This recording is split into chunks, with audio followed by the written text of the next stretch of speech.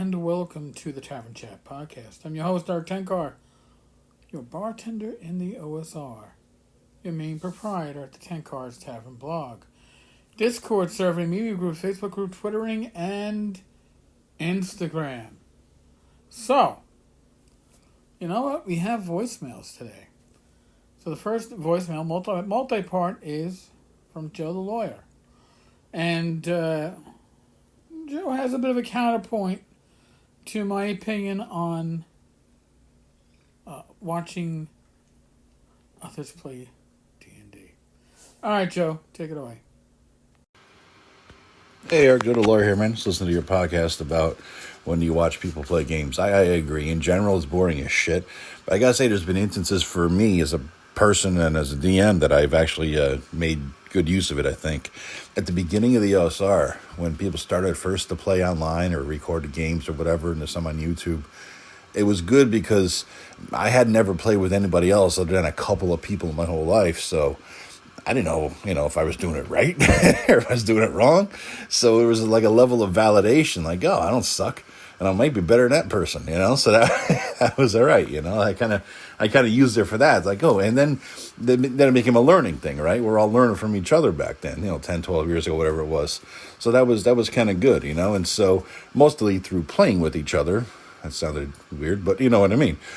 We all learned from the game. But here's part 2 coming up. Before we get to Joe's part 2, you know what? I've learned more from playing with other players than watching other players. Seriously.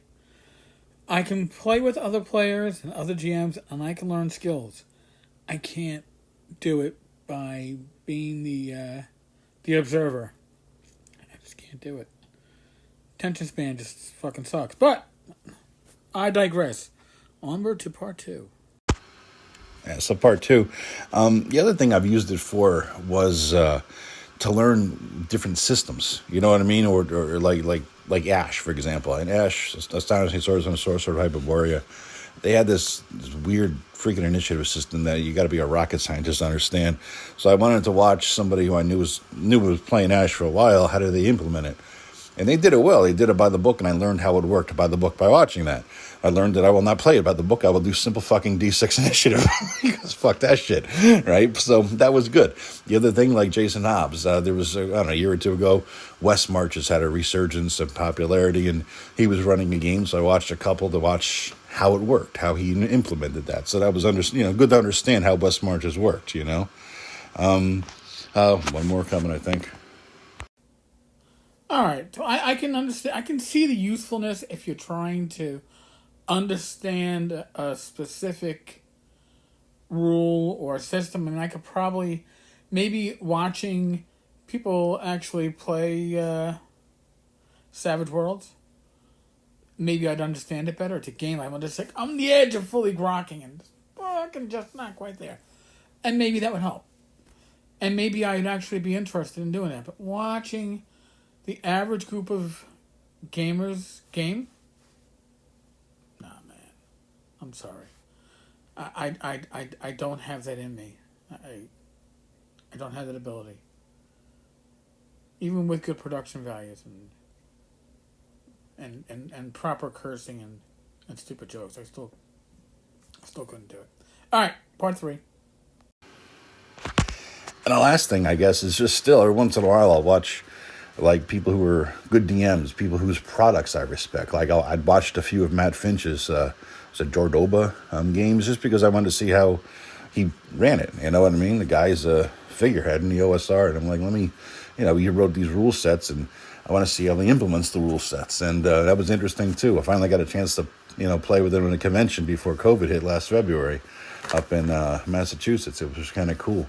But prior to that, I'd never seen him play, so it was just good to see, people, how they do it, right? Especially if you don't go to conventions and never play with any other folks like I did, The other reason to watch other games is just to mock them. Because if you watch any purple-haired group of people playing 5e, the Prelude session, it's freaking hilarious. Just watch, you'll see, just look that up. You'll see what I'm talking about. Anyway, man, take it easy. All right, so you're saying that I should be watching live play episodes of gamers to mock them. And while there is some entertainment value there, I probably still couldn't spend more than 10, 15 minutes.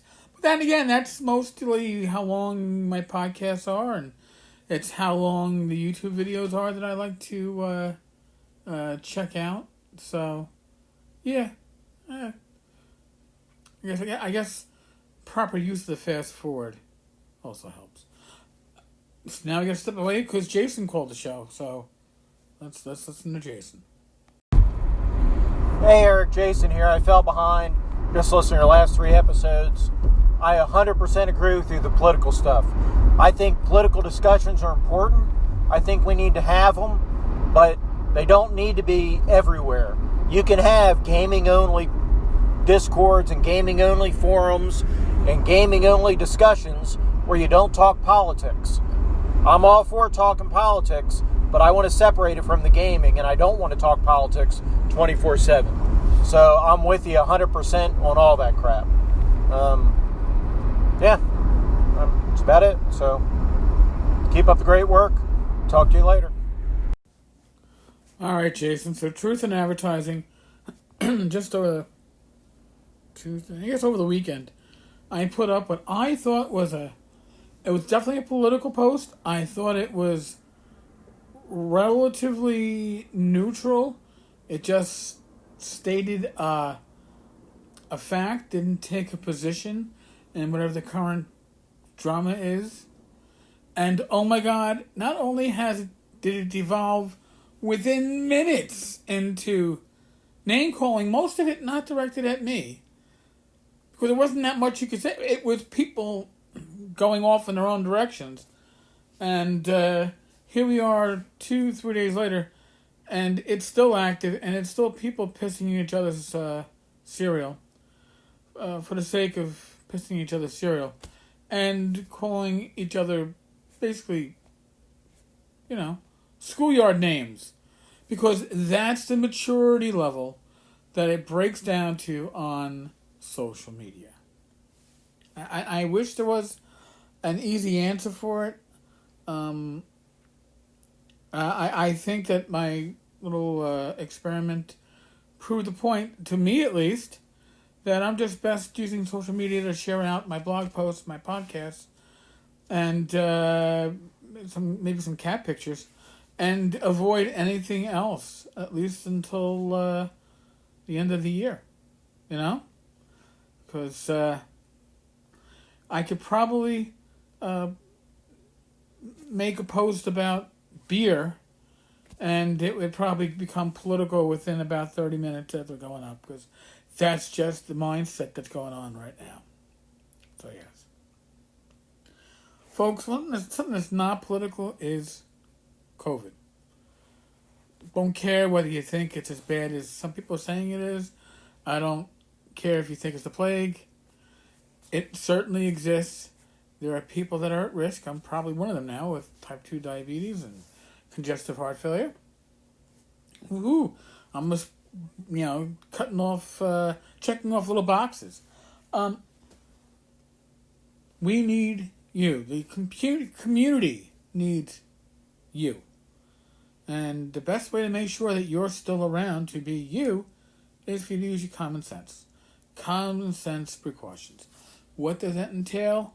Seek professional medical advice from somebody that you trust, your primary care physician, a personal nurse that you know, whatever. Ignore the talking heads. Fucking don't listen to me, that's for sure. But the talking heads on TV, fuck them. Because you choose any 3 random talking heads, you'll get 3 random stories and advices. So fuck them. Folks, be safe, be well. God bless each and every one of you. Roll those dice and roll them well. And, God willing, I will be talking with you all again tomorrow. Later, folks.